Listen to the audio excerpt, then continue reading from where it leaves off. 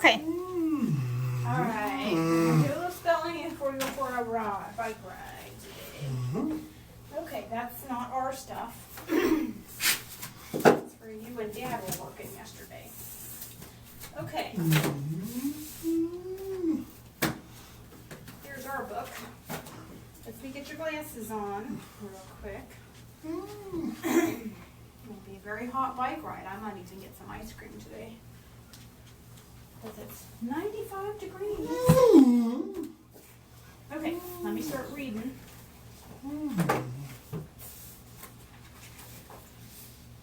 Okay. Chapter 7, Ancient China. Yeah, I think that's where we're at.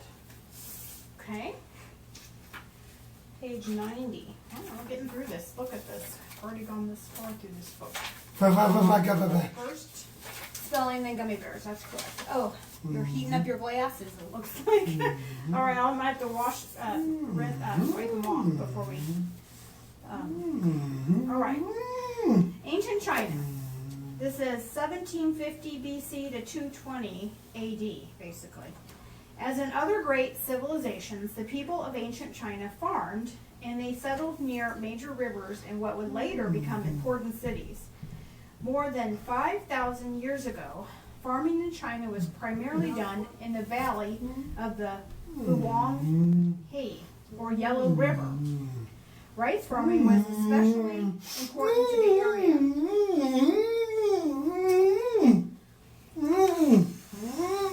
The land was fertile. There you go. And though great monsoons, MONSOONS,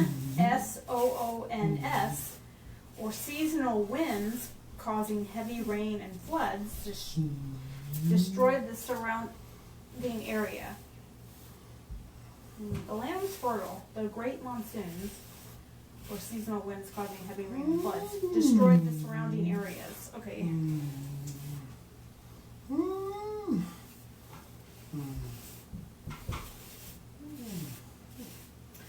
The Shang Dynasty. The Shang, S-H-A-N-G Dynasty, D-Y-N-A-S-T-Y, was built China's first cities in about 1760 BCE, or BC, I'll just say BC. Dynasties passed down ruling power from one generation to the next. During the Shang Dynasty, bronze work and expert tool-making flourished. Also during this time, the people invented the first Chinese writing system. First spelling, then... During this time, the people invented the first Chinese writing system. Farming was important, but was under aristocratic control. Aristocracy is a group of people holding the highest rank, usually by birthright, or the elite. Farmers supplied food to the local noblemen in exchange for protection. Sounds like the mob. These aristocrats relied on land for wealth and passed this power on from generation to generation. Okay, this is a nice map here. So there's India, as we talked about the other day, and there's the Himalayan mountains. It says here's modern day China over here, and here is the Yellow River. The Huanghe. This is South China. I'm not sure what this is over here. Okay. I'm not very good with this kind of stuff. Okay, here's a side note. Around the time of the Shang Dynasty, the first Chinese writing system was created with characters to represent words. Historians don't know exactly how long the system was in place, but the oldest examples from the Shang Dynasty era show writing that was very well developed. The kings of the Shang Dynasty believed their ancestors could advise them after death. They carved questions and answers onto pieces of ox bone, or turtle shells in order to ask questions such as, when is the best time to grow crops? During the Shang Dynasty, a 360-day calendar with 12 30-day months was also developed. Okay. And this looks like this is a turtle shell, and there's some of the writings on it. Okay. And look, here's a little turtle, and he says, how about using some papyrus? Okay, the Zhou dynasty, Zhou, Z-H-O-U dynasty, took control around 1050 BC and ruled for nearly 800 years. That's a long time. The kings built forts and walls to defend their land against each other. Like the Shang, the Zhou dynasty was divided into territories governed by officials. Those who owned the land that the peasants farmed kept a large share of the harvested crop for themselves. These states fought each other for power in the period called the Warring States. W-A-R-R-I-N-G states, S-T-A-T-E-S, about 475 BC to 220 BC. After about 250 years of fighting, the first emperor of China, the Jin ruler, what? Q-I-N, yes. What do you want? Just gonna say goodbye. Gotta give Dad a kiss. Goodbye. Bye. Bye, Mark. Mark, he's a little hot. Oh, wow. He's all hot and bothered. Okay, the Jin ruler, gosh, I can't talk. Q-I-N, Xin Huangdi, gained control. He began construction of the Great Wall of China, one of the largest frontier defenses in the world. It is longer than the distance from New York City to Milan, Italy. Wow, that's pretty impressive. The wall was built by hundreds of thousands of soldiers and peasants forced to work. This led to uprisings by both the army and the peasants after Xin Huangdi's death.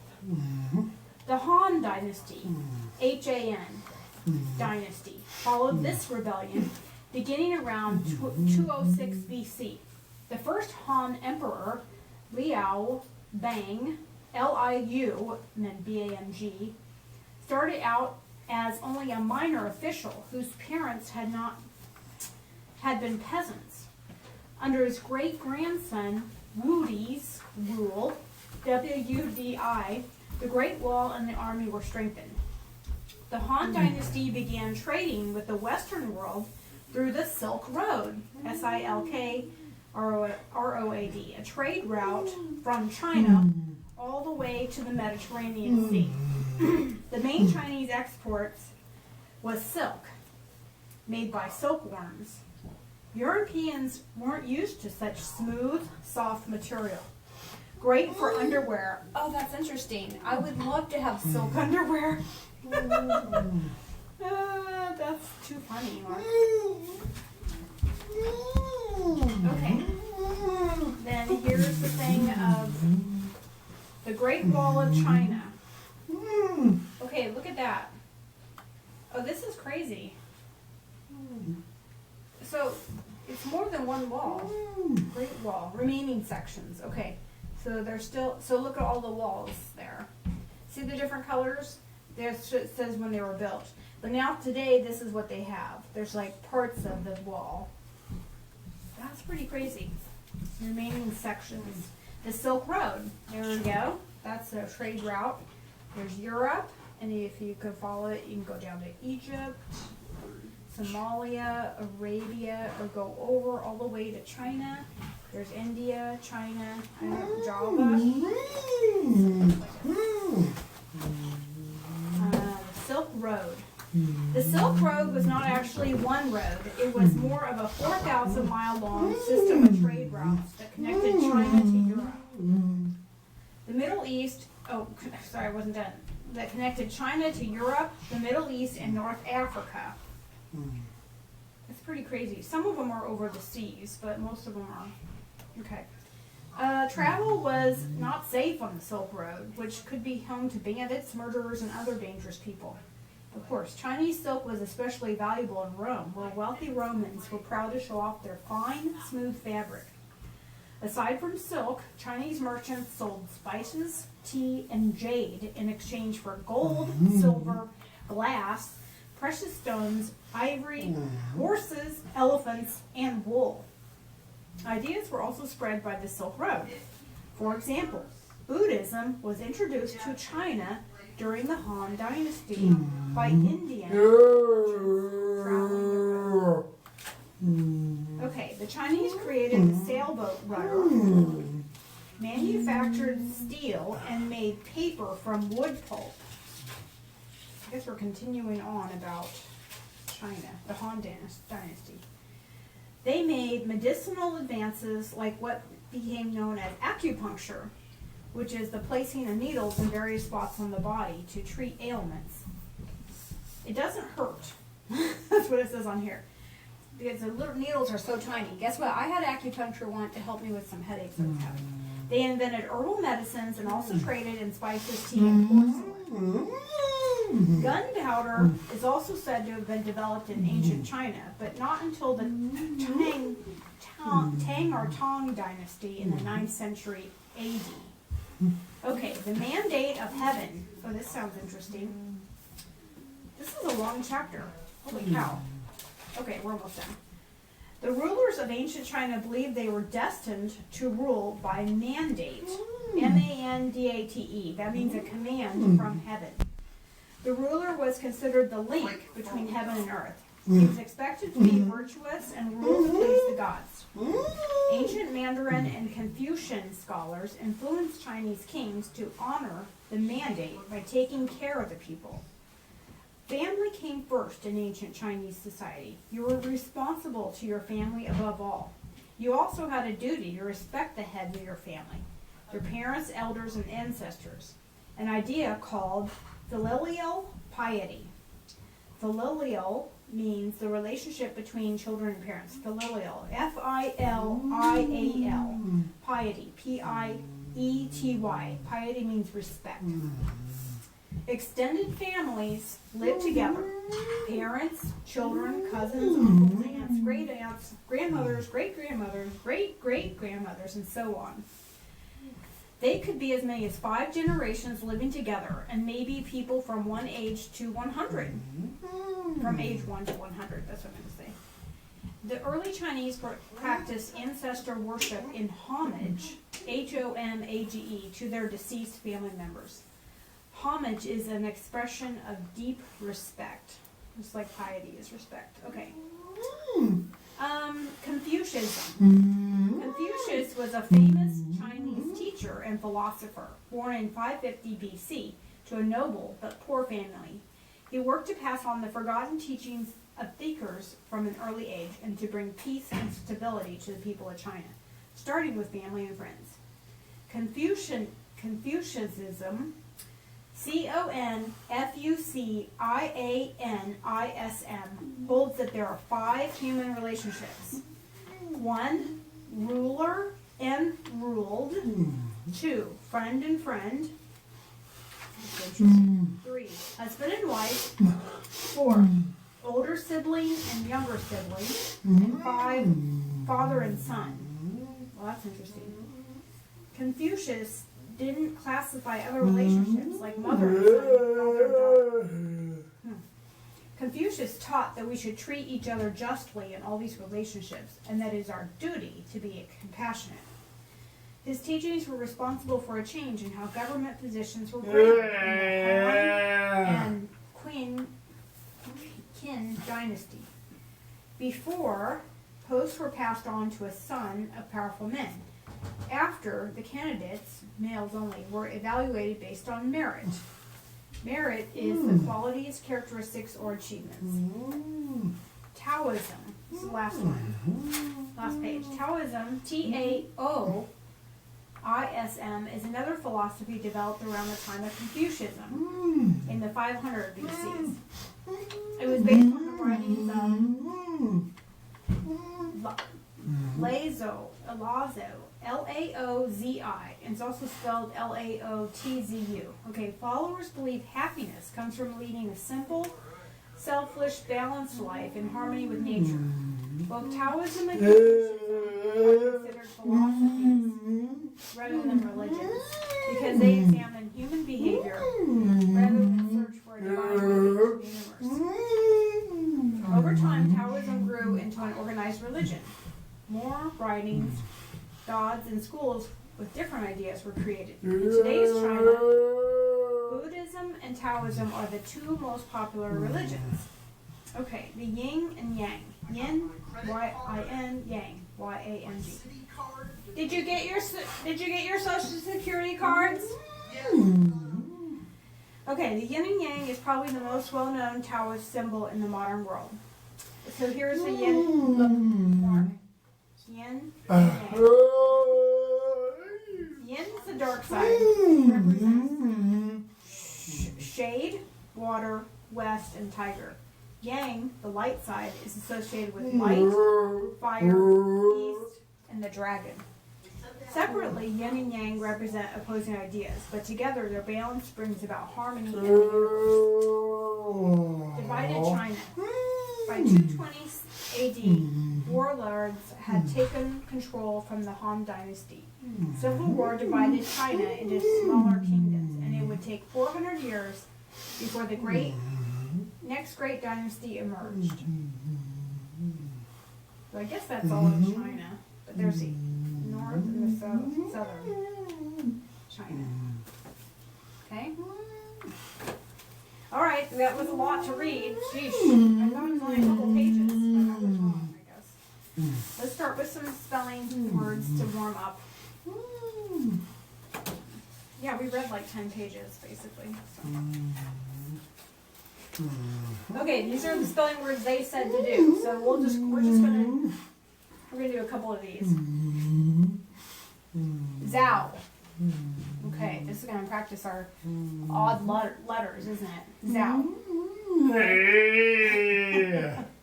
First letter is all the way down, all the way down. No, all the way down. Look again. Oh, let me back up a minute. Okay, there we go. Let's try again. Okay, I'm gonna put it up more. Okay, down, down, down, down, down, down, down, down. This is 3 o'clock. Okay, down, down, down, down, down. Down, down, down. No, Zhao. Okay, over. Z, then. That's it. Z, then. Look again. Look, oh, close. Z, then. H, now. Z-H. O, then. Down, down, down. Over. U, Zhao. Good job. C-H-O-U. Okay, Quinn. Quinn. I'm not sure. U, then. I. Good correction, then. Wow, I got that one. A 3-letter word. That was easy peasy. How about Mongolia? Mongolia. And then, look again. Oh, oops. Oh, and then, and now. Okay, keep going. M-O-N, then. Look. G, then. Oh, now. Look. M-O-N-G-O, Mongolia. After G comes L, then I. Now, last letter is up. There you go, Mongolia. Okay, different questions. First is, what are seasonal winds causing heavy rains and floods? And then, oh, now. Oops, yeah. You were going for M-O-N. You want to hit the N? Yeah. Can you grab it? Because it's over there. Okay. Slow down. M-O. And then. Close. S. Now. Oh, looking at. O. Then. Above that. O. Then. And now. Perfect. Monsoons. Let me. Sorry. Your poor glasses are steamed up. I'm not even sure. I hate to say this, but they are getting so steamed up, Mark. Try to clean them up. He's a hot man. It's gonna be a hot bike. It's 95 degrees. It's gonna be a hot bike ride. It's gonna be a hot one. Let's try that again. Okay. Monsoons. Good job. Okay. What is a group of people holding the highest rank, usually